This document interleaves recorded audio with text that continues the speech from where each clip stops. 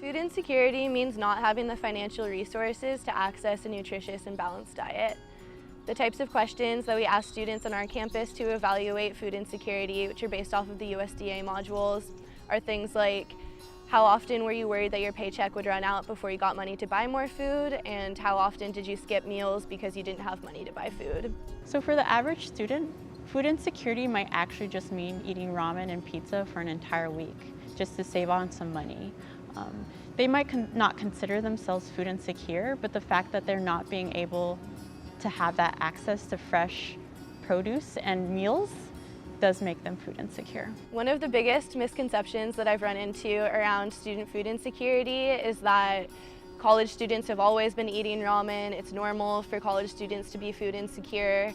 And what I would say to that is just because it's something that's happening for a long time doesn't mean that it's okay, and that students' academic success is suffering due to food insecurity. So being hungry could actually lead to a lot of other issues that people might not even realize.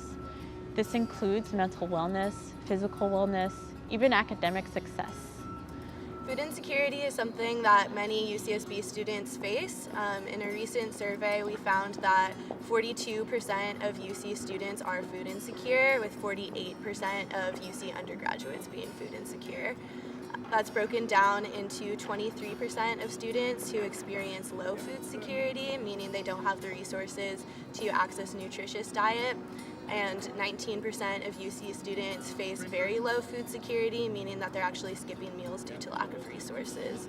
Food insecurity disproportionately affects certain communities at UCSB, with Black and Hispanic students actually have 60 and 59% food insecurity, which is about twice as high as white students. We also know that mixed race and Asian students have about 10% higher food insecurity than white students. In addition, we know that LGBT folks are about 1.6 times more likely to experience food insecurity nationwide, and at UCSB, transgender students experience 64% food insecurity, so that's 20% higher than cisgender students. And something that we're trying to do is working with those communities to try to address those issues. While students who were food insecure as a child are more likely to be food insecure now, we found that 57% of food insecure students did not experience food insecurity in childhood.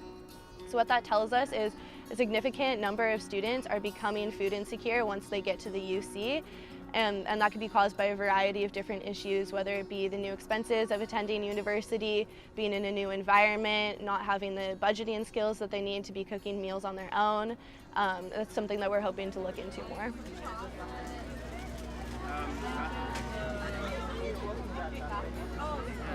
Can I get the larva or the peanut butter jelly? Hello. Thanks for coming. I'm Bryn. So this is the Food for Freedom Fair. The idea of this fair is to bring together all of the awesome food efforts we have on campus and in our community, working on food justice and sustainability issues. So it's a great space to get connected if you want to get involved on campus in food. So if you really want student voices to be heard, you should get involved. If you think it's unacceptable that 42% of students are food insecure. And yeah, support all of the awesome things that are already happening to combat that fact. That is what this space is for.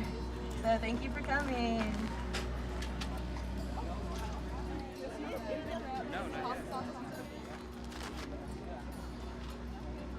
Among students, there is a stigma around talking about food insecurity and using resources like the AS Food Bank and CalFresh, both on the side of the embarrassment around using resources like food stamps and the food bank, but also around thinking that maybe you're taking the resource away from other students. For college students especially, being food insecure is never really talked about, which leads to a lot of stigma among students. So what I would want students to know is that they're not taking the resource away from anybody else. Even though there might be students who are more hungry than them, that doesn't mean that they shouldn't be using these resources. And I also think that it can be really empowering to start to have conversations around student food insecurity. Structurally, a lot of things have to change in order to prevent students from becoming food insecure while at college campuses.